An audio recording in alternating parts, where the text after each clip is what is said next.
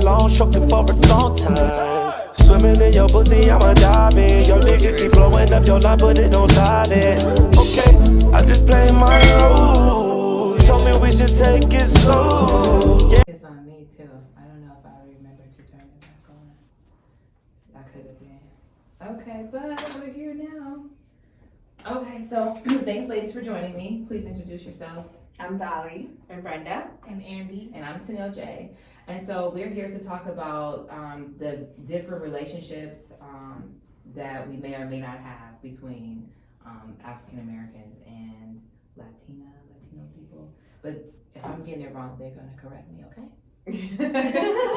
Okay, so we started off talking about a video that I had shared with you guys. So just touch back on that. Either one of you. So the video was talking about the Black, African American, Afro Latino, Latinx, I think, relationships. And so Doli and I were watching a part of it, and I think it was interesting because, like, I don't identify as being Afro Latina. I identify as being Latinx. But nonetheless, I grew up in a predominantly Black community. And so all my relations with people and growing up and friends have always been, always been Black and brown. That's all I ever knew. Like, actually, I didn't share this earlier, but my grandpa, he was Black. He was one of my neighbors. And I didn't have a grandpa in my life. Like, I would always say, like, Danny, that's my grandpa. And my grandma was like, oh, go take this to your abuelito. Like, so I was very, very much ingrained in my family. So it was just interesting watching that video and hearing their perspective because I don't identify as being Afro-Latino. I feel like I've always kind of been in that, in that circle, I guess. I identify as being Chicana. So Chicana is a term that was coined to really object, really what other folks have called people from Mexican descent. So my parents were born in Mexico. I was born in the United States, and Chicana was, used in like the Chicano movement in the 60s, 80s. It was a term that was like kind of for us, by us. So that term's been around for a while. For a while, okay. Yeah. So it's the Chicano movement. It was, it's definitely a big part of history. For me, it was something that as I grew up and started learning about my identity, I was like, oh, I definitely identify as being Chicana because I don't want to be labeled as like Mexican American because I'm American. Why can't I just be American? Right. And so why is somebody else telling me? And then with Hispanic, like that term for me stings a little bit because it reminds me that my ancestors were colonized by Europeans, so from people from Spain, and that's where you get the Hispanic, and that was a term that was coined by the U.S. government to identify people. See, I didn't even know that. From that back from, not Mexican, like Mexican descent, but really like any country that was essentially colonized. Right. And so for me, like that term Hispanic, but to some people, like that term is okay and it's fine. And like, I don't necessarily be like, oh, like, don't ever call me that. And I wouldn't like, but it's just a reminder that I can't just be me. So if someone says, oh, this is, even if someone like just met with me, if I say, oh, this is my homegirl Brenda, she's Hispanic. Yeah. So you like Tenilej? I would prefer Latinx, Latina. Okay. Like I would say Latina. I think it's a lot more inclusive. Okay.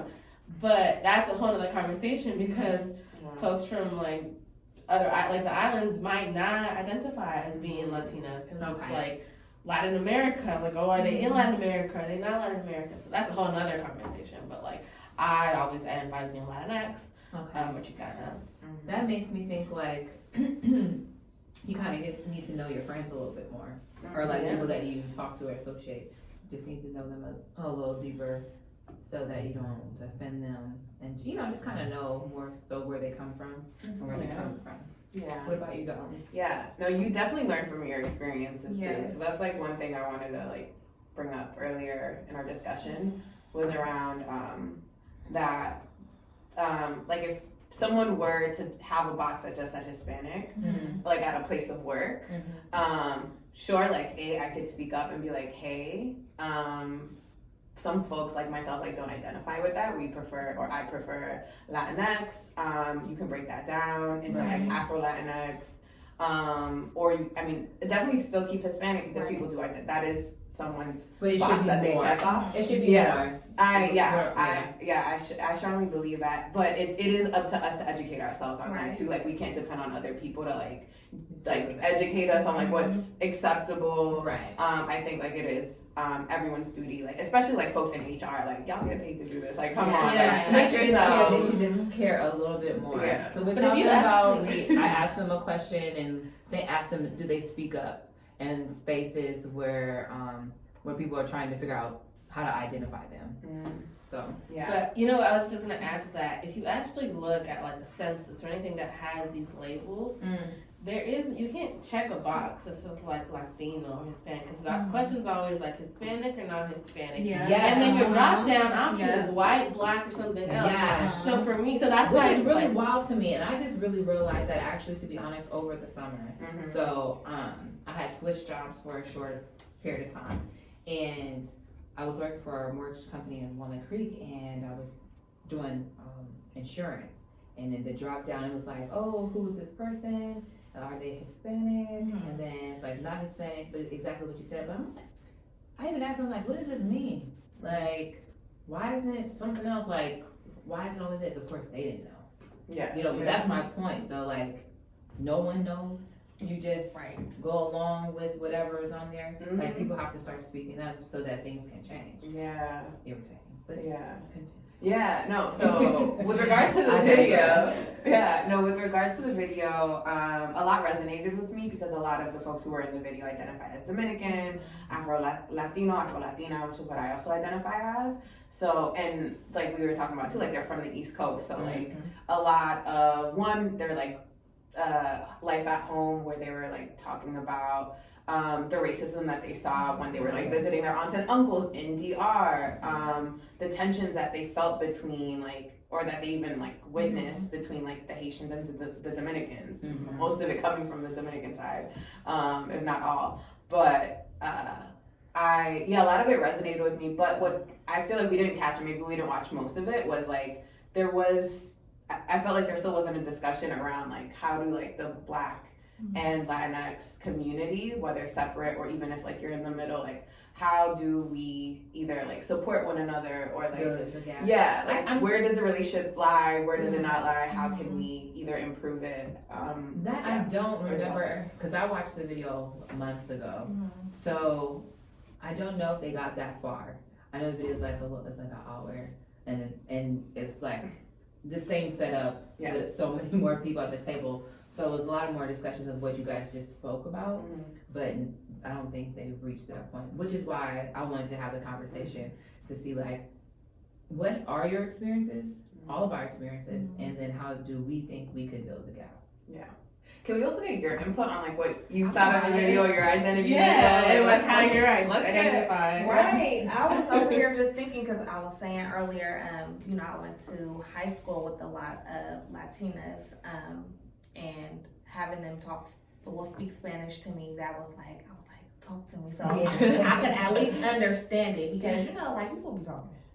I know. So I know what you said, but I can't respond. But I know what you just said, and even now, like I live in like a Latino community, so I always just fit in. Like, hey, some people. But I remember one time, I was in high school and I was like, oh, she's Mexican. And she was like, no, I'm not. And so that's when I first started really understanding, like, okay, you can't just say, like Hispanic. Did she not want to be called Mexican? She was El Salvadorian. Okay. So, like, just learning, like, okay, there's so many, like nationalities. Nobody is just like, well, some people are. Yeah. But, like, you can't just label people. And just how we were talking about earlier, like, you Black, but I don't know, you might just have darker skin. So. And from another, right. So that's interesting. So as far as like I mentioned before, I just say that I'm Black. If somebody says I'm Black or African American, I'm fine with that. Or people ask me like deeper or Black, where they think I'm from or where I'm from, we'll discuss it. Depends on who you are. Right. If you want to have a conversation. Right. But sometimes people just like, oh, what? Like, it's getting weird. so going there. But me identifying with like Latin people, I haven't had a problem. I haven't experienced like a Latin person, no matter where they're from, like be like discriminated. No, that's not even a word. Discriminatory. Thank you. Discriminatory towards me, right? So I haven't experienced that, but I have heard stories. So, which makes me think like, okay, well, am I just living in a bubble, or like the people that I just come in contact just happen to be cool, or are they just cool with me to a certain degree? You know, because you never know what people's real thoughts are. So, I haven't had any negative responses. Like even like when I see, you know, like somebody at the church, this guy, he was Mexican, his wife was black. You know, they're older than us, whatever. But I was like, oh, okay. To me though, I don't see that often. Right. So I was like, I wonder, is there some type of kickback, you know, from his family about being with a black woman, you know, and vice versa. So, yes. I think it definitely exists. Yes. I don't think you can deny that it Right. exists. I think, you know, each situation is like different, and like people, you know, there's a spectrum of, you know, and I think it beyond just Latinx. I mean, I think you can apply it to anybody. But I think like, and I can speak for like the history of Mexico, and like that's, you know, when I even as being American going into Mexico, and I studied abroad there twice, and not being able to get into clubs because I was dark skinned. Really? Like there's a class system, you know, in Mexico, it's not so much like, obviously there's like the race, you know, but it's like this color of your skin. You know, there's a socioeconomic status, Right. Yes. but a lot of it has to do with the color of your skin. It goes We hand have a in lot hand. of white and blonde hair, blue-eyed One of my Latino best friends, people. her mom is like that. So she's identifies herself as Mexican, but her dad he's darker skinned, darker complected, dark hair, but her mom is Mexican as well, but she looks like a white woman. So she has green eyes and blonde hair. Yeah. So, and she's like, hey girlfriend, like that's what, you know. Yeah. So, yes. So it definitely does exist. I think like it is upon an individual. Yeah. To like how you grew up, where you come from, like how are you gonna react to that?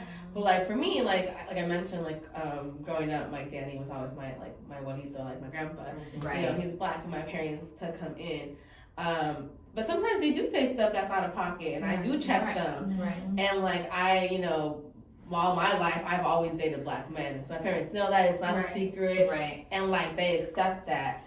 But I think sometimes, you know, especially their generations, like, you know, different. They were not raised, you know, in the black community. Like they came into it. Right. So there is definitely things that like sometimes I'd be like, and what do you think they say about you? Right. Right. You know, and so right. you have to like, so you do have to like, you know, as a person, I try to change that.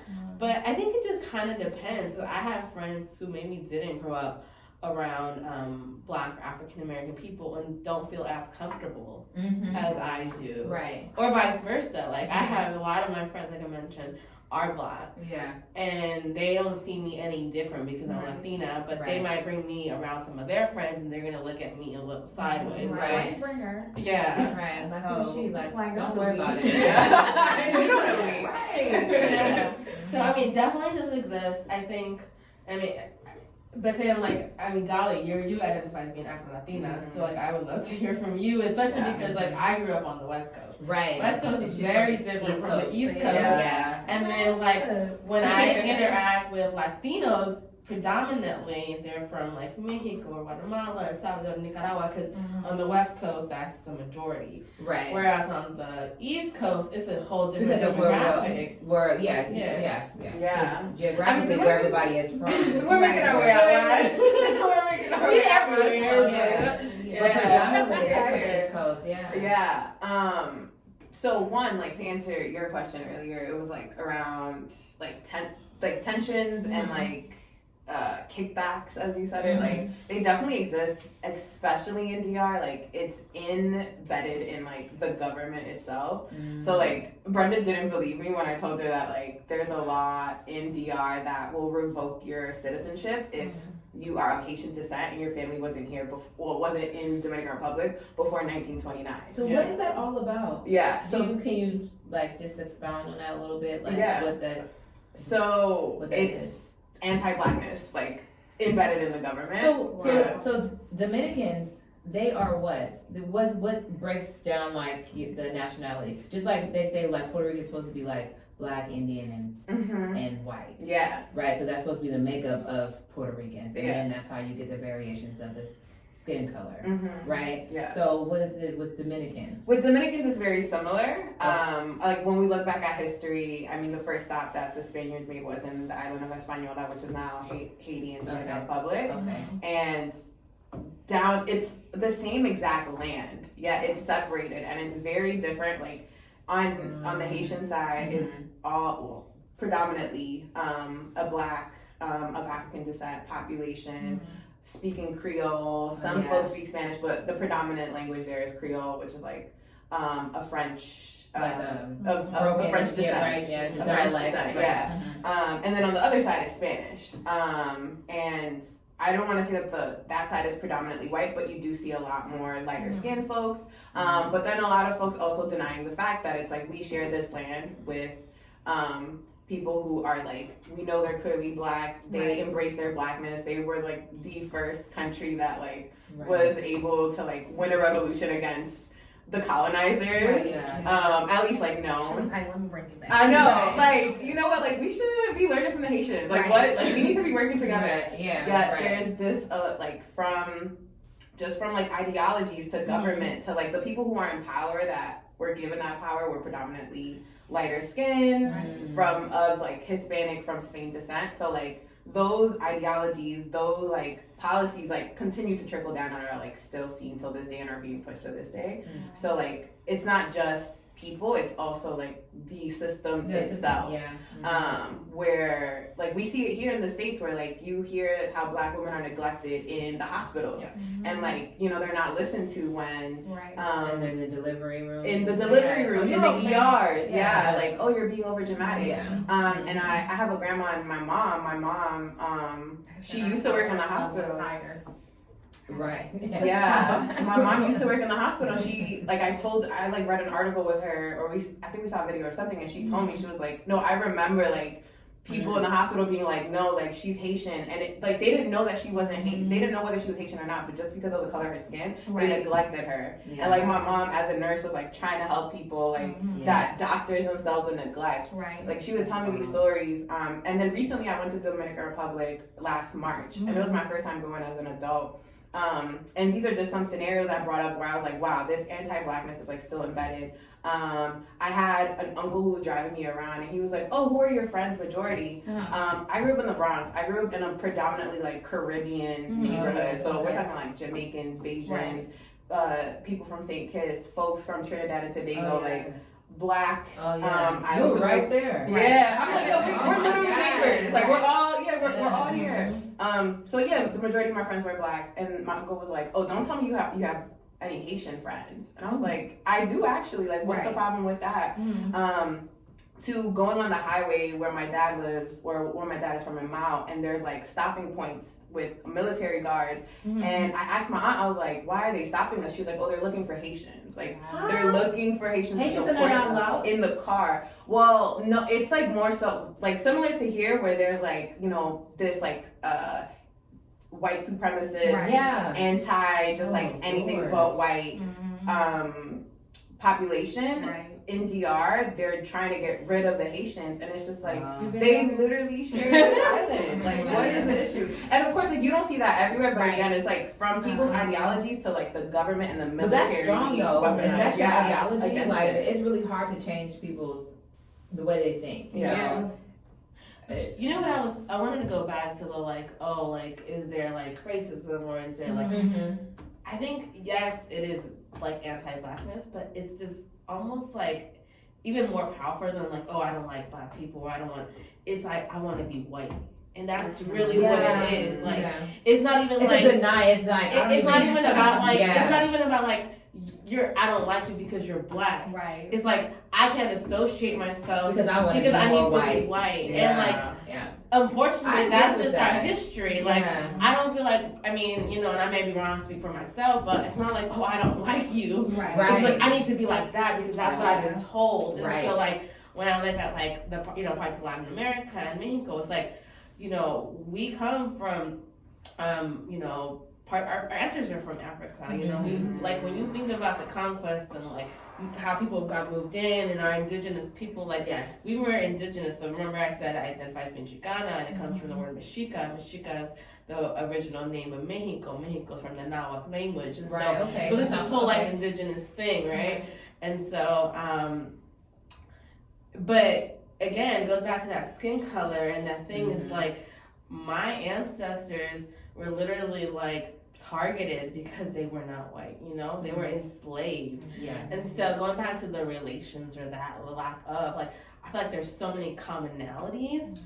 It's just that in modern day, it's been spin sometimes to pit groups together than to just talk about like what you're saying, like with Haiti and like, you know, in parts of Mexico. Like if you look, you go to like the basically the equivalent of our White House, like you can see the murals that were painted, and you'll be like, dang, they're black.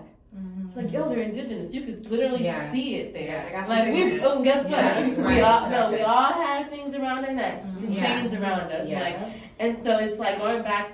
But what we were told is like you need to assimilate. You need to, what you were told and taught. Yeah, for sure. Yeah, it's like you need to be more white, and like I don't necessarily like. Right. I'm like I like my color. Yeah, like, I don't get sunburned like y'all. But you like, know what? I went to school with this guy, and he identified himself as Mexican, and he told me that because I was like, why don't you speak Spanish?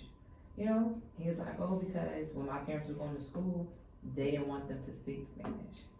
They wanted them to be white. Wow. Yeah. And I'm like, that's not that long ago.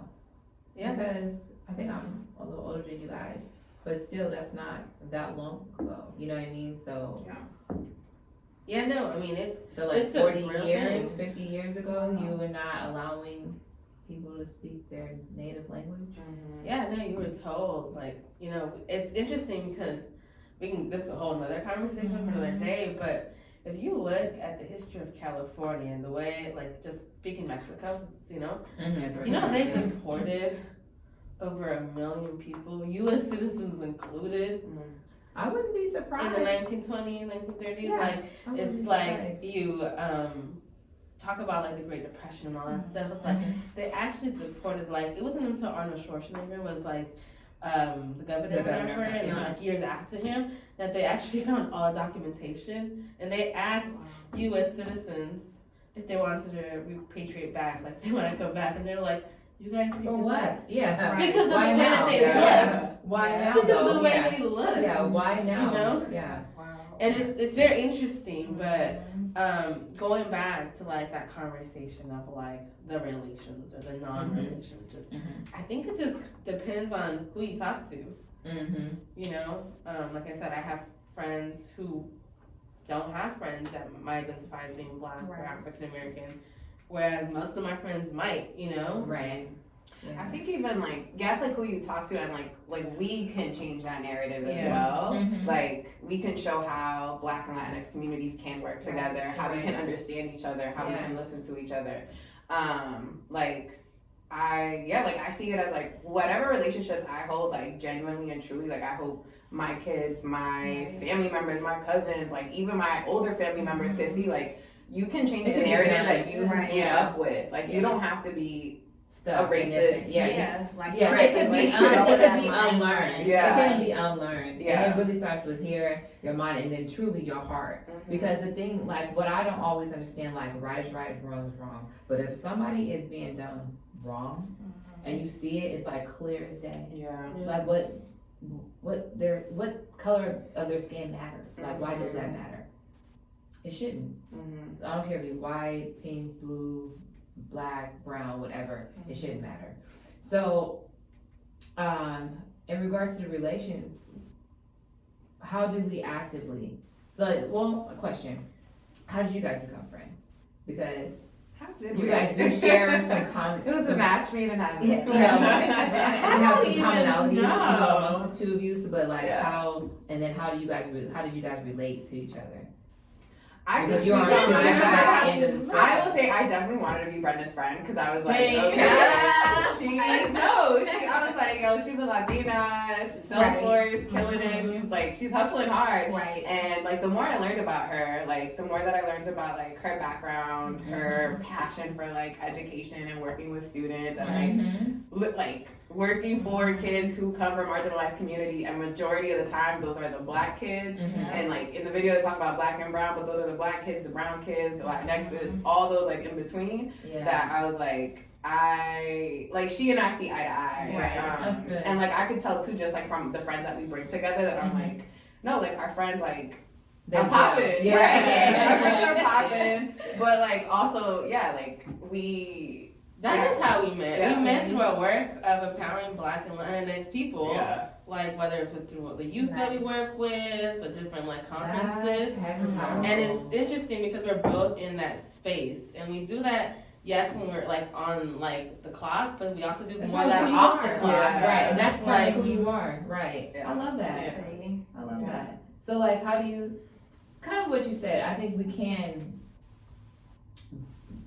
bridge the gap between black and brown, but I feel like we need to do a little bit more outside of just like the conversation. Like, Yeah. what are some bigger movements that could be made? Yeah, I think showing up. Yeah. So even though, and like I when I was in college, I didn't identify as black. I didn't like even identify as Afro-Latina. I didn't know what that was until like I started going to BSU meetings, and it was literally because like that was a community that I felt like safe, that I felt loved, that I felt like supported in. I for like 90% of the conversation was just sit in the back and just be like, I'm listening, I'm here, like I'll show up when they ask me to, or when like my friends who were like part of the leadership asked me to.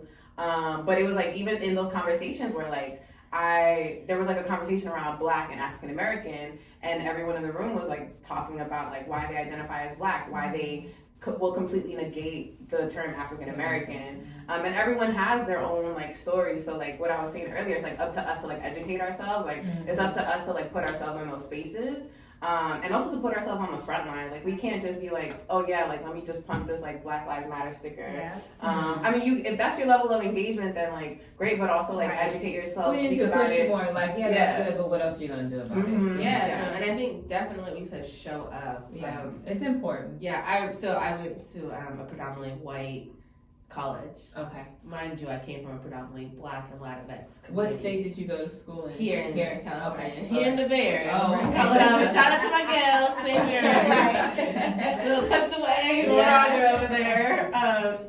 But no, yeah. So I grew up. So it wasn't until I actually got to college that I realized that I even heard the word minority. Like, really? it wasn't until my freshman year when I'm sitting in the dorms and I'm asking my roommate, y'all we finna cut? And she was like, what? I'm like, you finna cut? You go? Are you ready to like, let's bounce? And she was like, what? And I had this huge culture shock where I felt nobody understood what I was saying, you know? And then I'm going into the classroom, and mind you, it's a very small college. Yeah. Like their entrance, like their admissions is like less than it's like 300 to 400 students per class. So the university itself is like 2,000 students max. Yeah.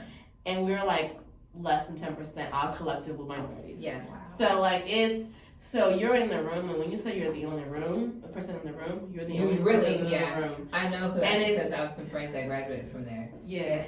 You're not lying. Yeah, it's like, and this is some years, and this is recent. Like they graduated like 10 years ago. Yeah. And it was like that. So and if it's still like that is sad. It's insane. Well, I mean, it's getting better. Shout out to their work. Shout out. It wasn't until the year before.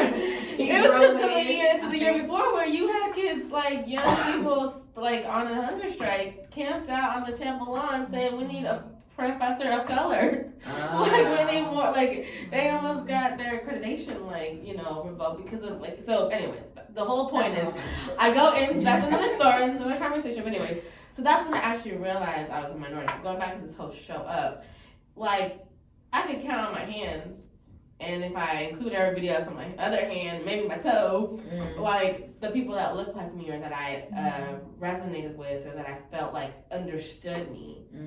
And so, and I'm thinking I'm like feeling like some type of way because I'm like, I don't know this. Meanwhile, they're feeling the exact same thing. And so for us coming together and showing up for each other, so whether it's me going to the BSU meeting or them coming to our Latino organizations, like there was definitely like that power in numbers. And I think this conversation that we don't always have, I feel like sometimes we're pit against each other. And there's definitely commonalities, I think, in our experiences from both the Black and Latinx and African American, Hispanic community. But we always talk about them separately. When sometimes we should talk about them collectively. I went to a few of Brenda events. I'm like, I'm coming. What was the, it was a Latinx conference. Probably Latinos in Tech. That's it. Latinos in Tech. And I was like, I want to learn more, you know, like, so what better way for me to learn? Let's go. Show up, like, you learn, and then you support at the same time. I'd actually love to hear from you two as well about like what has your experience been, like how have you navigated relationships with the Latinx community, or how have you seen like Black and Latinx communities like work together? So one, coming to events, I feel like at work we have that culture where the two come together. And they give you that space to say, you know, like they weren't like, oh no, you don't identify, so you can't go. But just like, you know, like come with us, like let me take you under my wing. And then I also just, it was always in my neighborhood. And even one of my, I call her my aunt, and she identifies as Mexican. So like, and my hair was curly, so people probably, I used to be like, hey, I don't speak Spanish though. But you know, like they see like, even when I first had my daughter, a lot of times people used to think I was Latina. Cause like I used to wear my hair just like naturally curly and like maybe it's my color or something. I used to be like, no, I don't understand. Maybe. So I haven't seen any negative, you know, like aspects of the Latino, Latinx community and the African American community, more just us coming together and other than me hearing the conversations. So by me hearing those conversations, I'm like, okay, what can we do? So my thing in my role, I'm like, okay, let's bring more of these programs in with these kids because that's important. So then they know, like, let's break that cycle and come together. That makes sense. Start young. Yeah. Start young while And you're we're in still trying space, to so like, we're like, let's do it. mingle everybody else from there on up. But it's definitely starting young. That's really good. I like that.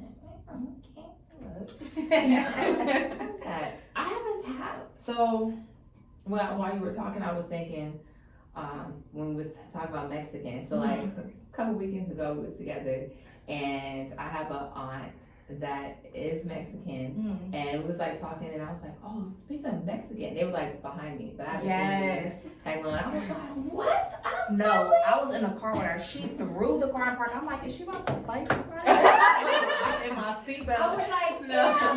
And like her and my daughter was there. So like, yeah, like I haven't had any negative situations.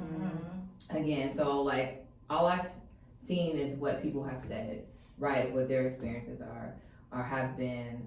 And really it's coming from, I haven't had like too many black people tell me that they had any bad dealings with like or run-ins or whatever.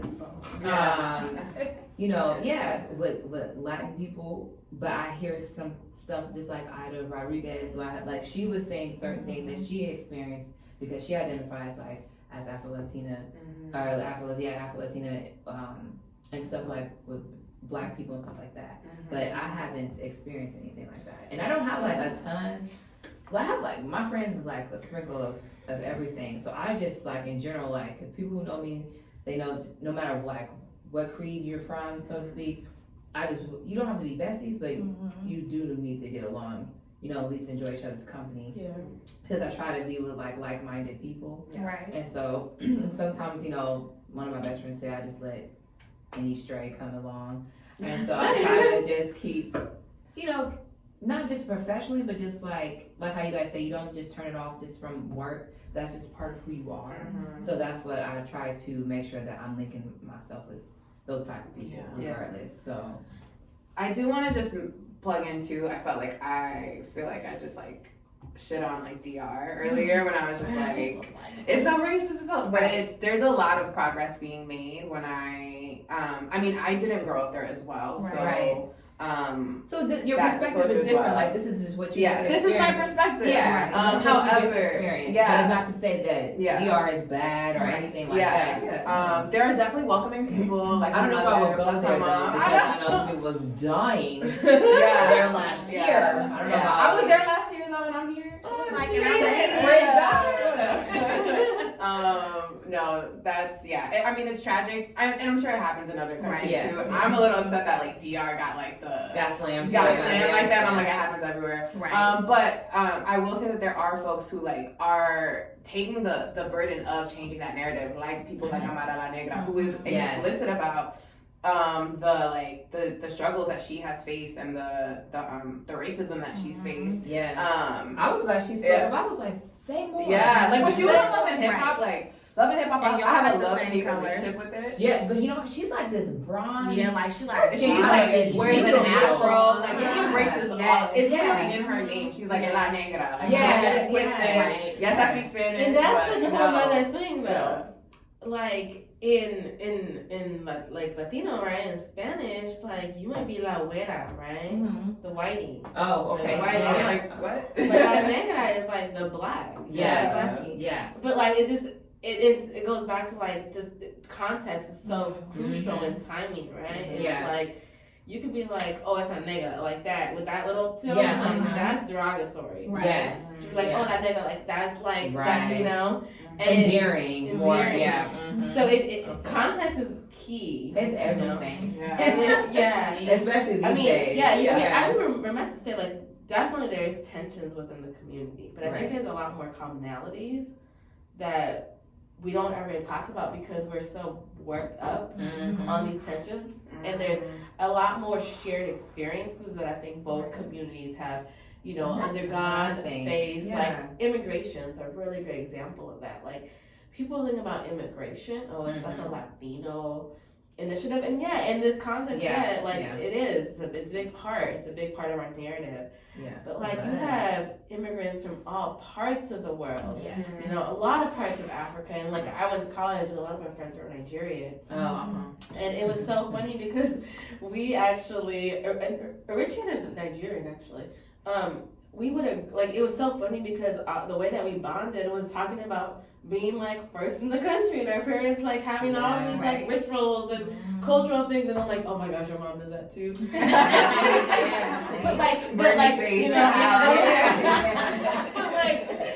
Going back to these common things, it's like immigration is such a thing that people see like, that's just a Latino thing, Right. and it's not. It's not. It's yeah. not. That's what the narrative is told Yeah. us. But it's not. I have so many friends that their parents come from Africa, their family does, and it's just like you would never know Right. that we have that shared experience, Mhm. or the criminal justice system. Yeah. It targets Black and Latinx people Yes. equally. like, Yeah. Oh yeah. and so it's just a common experience in our household and the way that we grew up. But we always, and I want to say we always, but we find more ways to put these groups Yeah. together Yeah. and to find shared experiences. And so when you ask the question, like, how do we bridge that gap? How do we, connect our people? It's like, let's just have these types of conversations and like understand that you're no different than I am, and we have differences. And then we have differences Yeah. which make us unique, right? Which Right. makes like each culture, and then you even as an individual unique. That's why we're all individuals. And to piggyback off of what you both have said, I think that not only just showing up and having the conversations, but showing in a way that I want to say that matters because it all matters. But for instance, I forget the guy's name. Forgive me. He was in Stockton, I believe, and he was beaten by a Stockton sheriff. And it went viral. So like I seen it on Chewy. And I remember it. And so it was saying like, he was pulled over or was arrested before being drunk. Yeah. Right? Okay, so that's whatever. But then they showed that they took him in, and next thing you know, they had gloves on or whatever, and they brought him out. He was like beat up. Yeah. Like to a pulp. And so I was like, oh, I didn't think like, oh, because he's not black or whatever. I'm like, wrong is wrong, right is right. This is obviously wrong. So I just like reshared it and tagged a few people. And then he and it just blew up. And then, tons of people did the same thing. And so like, he was nice enough to just like circle back. And I'm one of hundreds of thousands of people who like reached out to him and shared his story. And he was like, thank you so much. And I think that's one of the ways that we show up for each other. Because I don't have to know you. Yeah. I don't have to know you, but I would love to show up for you in any way I can, which is what I shared with him. Like whatever you may need, let me know. Yeah, use your platform to amplify him. Yeah. And that's when I think of like the women of color who I like see as like role models and supporters, like Black and Latinx, Latina, even like Latino men who have been like uplifting me too. That they're like as they're going up, they're reaching back and they're being like, we're in this together. And it's not only up to us too. Like white people, y'all gotta stand up for us too. That's one of the bigger things. I think the bigger components, like if we could like literally hold hands and like continue to work and build together while our like white people, whether they know us or not, to just really help bind everything in together, I think that just speaks volumes.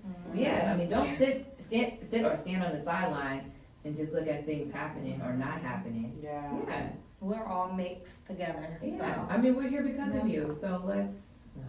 But yeah. Lord. She said it. Yeah. Not literally, but not. You know what I mean? Like, really. So. Which is why also too we have like all these crazy ideologies like you mentioned before of like so many people want to be white, and it's not just us, it's Asians, it's like it's almost everybody. Yeah. And even some white people or Europeans, they want to be even more white, if you will. Like it's ridiculous. But then you got those that want to be tanning all day, every day, get the box braids in. Because you can wipe that off and you can take it off. Yeah, you can wipe it off and you can go. It's for fun. It's a costume. It's a costume. Like, I want to be like this. Yeah. Side note. That's a different conversation. It's a conversation. Part 2. Yeah. Right. But one thing that I think about too, as like we talk about like shared experiences, like literally the work that we're in, like the work that we do is like, because there is a lack of representation, yet like within these like very wealthy sectors, when we talk about tech, when we talk about finance, when we talk about like even like medicine, like there is a lack of representation, and that's where all the wealth is. Yeah, that's where like in these like at these top companies, at these like people, like we need to have more people in power positions that reflect us, our stories, and I think like that's what we're striving for. So when you said that, like, oh, like we're here because of you, and I'm like, not on my watch. Maybe there'll be a day when, there will be a day when we could choose like which CEO we want to work for, which company we want to be CEOs of, right? So you have to speak that to existence. You're doing the work, and you have to be mindful at the time. So yes. Yeah.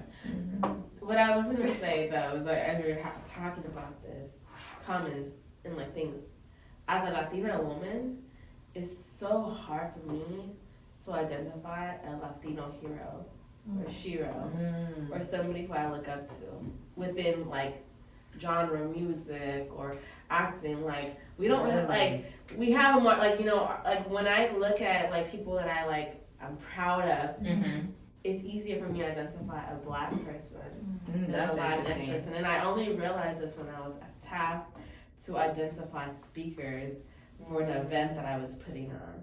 And like you're talking about big names and like, and it was so hard. It was one of the hardest things I had to do. And I had to take a moment and I had to ask friends. And then we were all like, oh, snap. We didn't say, oh, snap, what is it else? Right. We were like, dang. Right. Like, who do we put on this placard? Who do we put on this screen? Like, who's who, you know? Wow.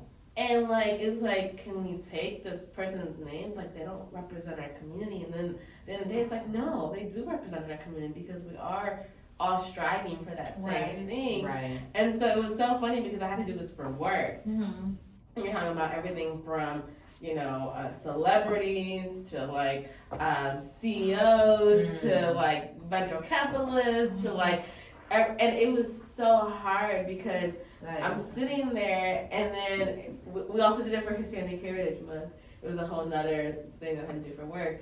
And I'm like, there's so many people, but it's like, who do we put on this like one placard? And when I think about it, I'm like, dang, we don't have a President Obama. We don't have the MLK, or we have versions of that. But I have a question for you though. So is it because like they're not known, right? Is it, you know, are they not known, or is it just because it's a lack? Because like for instance, the company that I work for, I don't know his like ethnicity, but I do know like he is Latin of some, like Latin descent. You know, but if I didn't work there, I wouldn't know. I think it could be that they're not like amplified as much, but like immediately when you said role model, I was like AOC, like that's like love her, like love what she's about, everything that she says, her presence, like her power.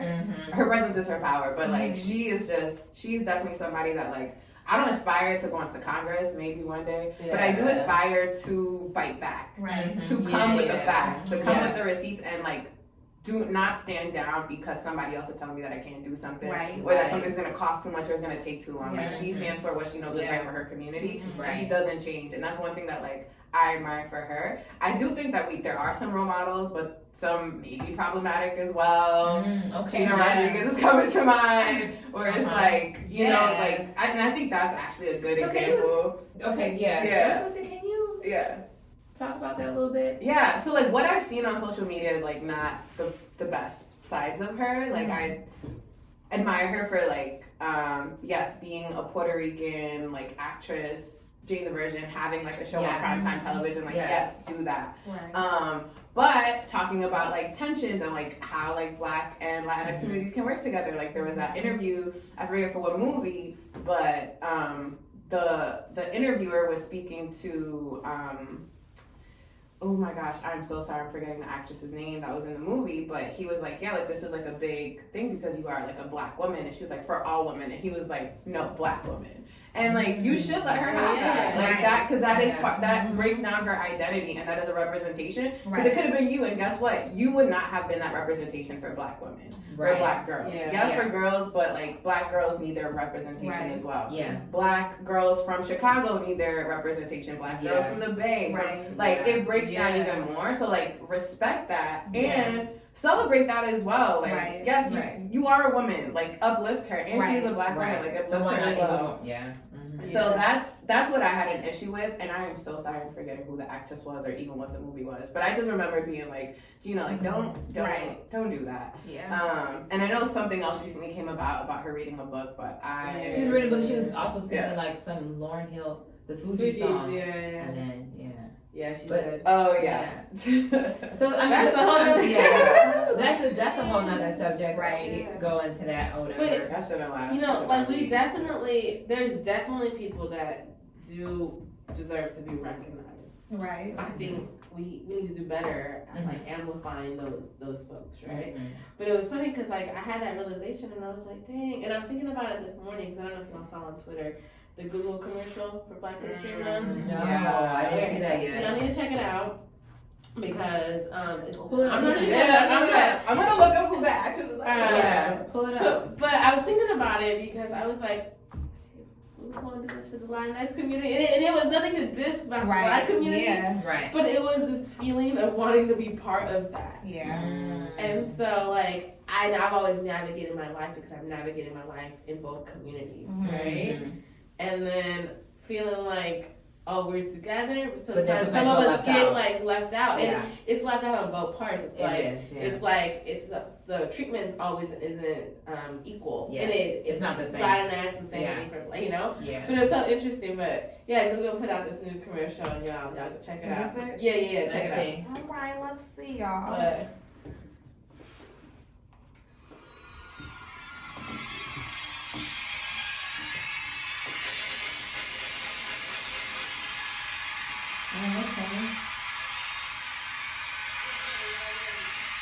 The most first performance.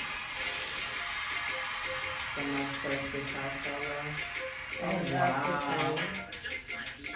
Oh, wow. Alright.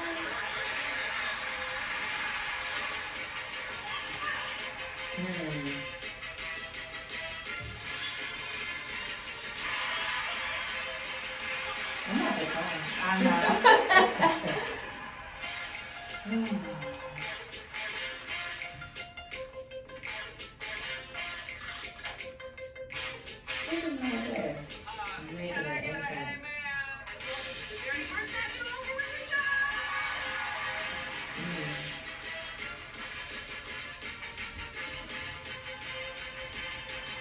Yeah, I always look at that.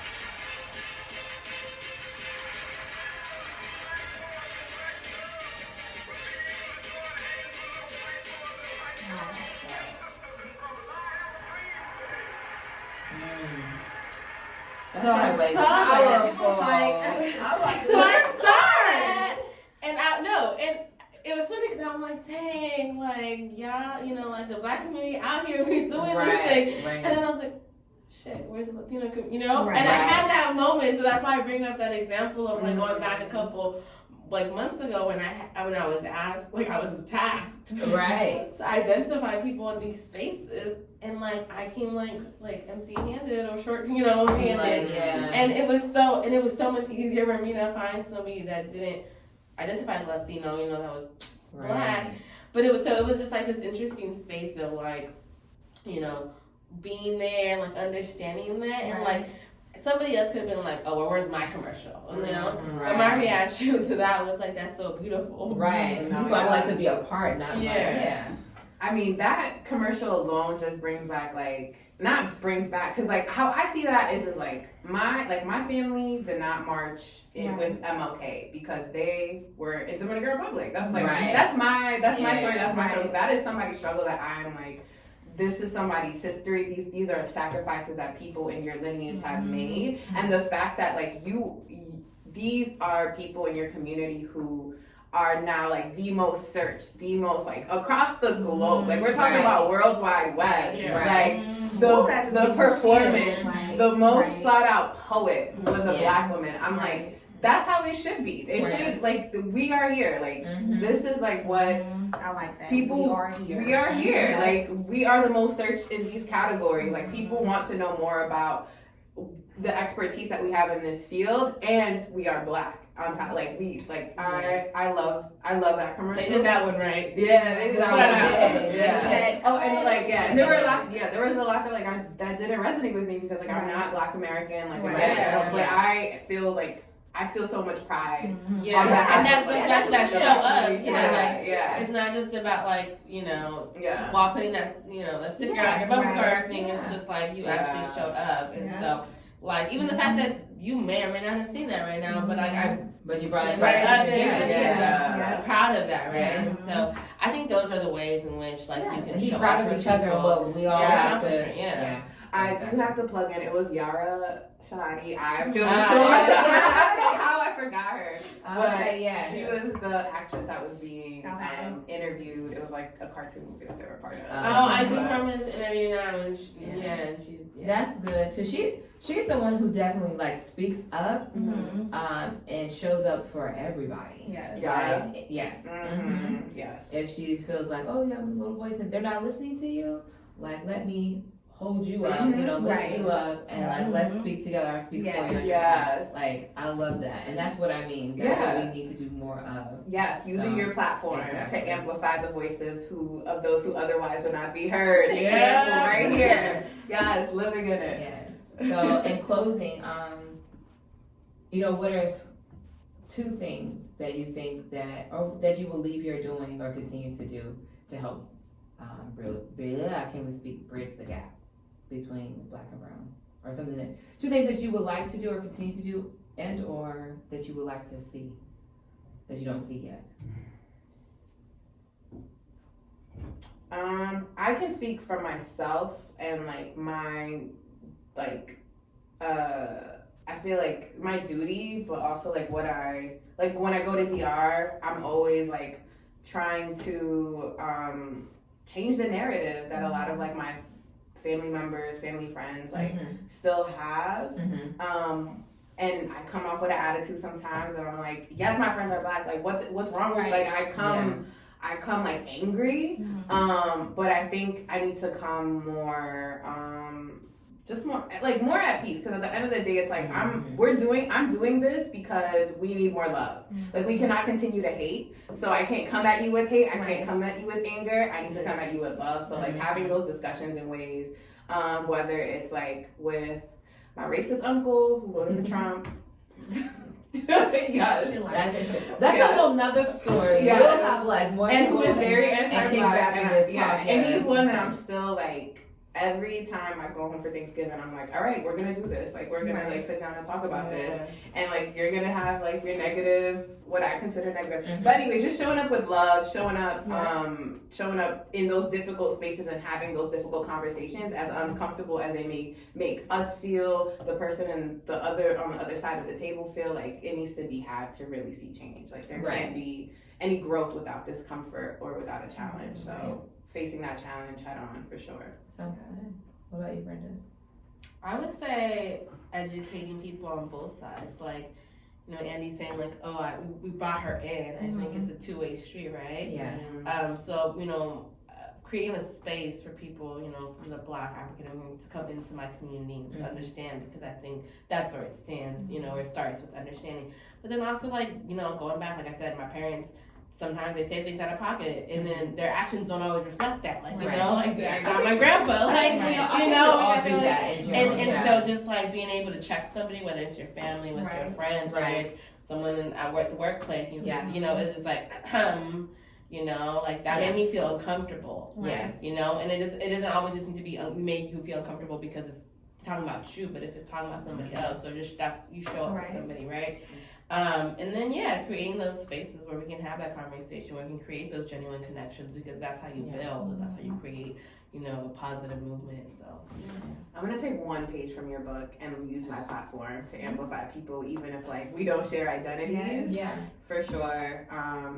We're hosting a Black Futures career fair here for folks in the community, and half of the team is Black, half of the team doesn't identify as Black, but the fact that we're all we want to see Black people win, we want to see Black people get jobs, we want that for the community. For sure. We gotta stay connected. Yes.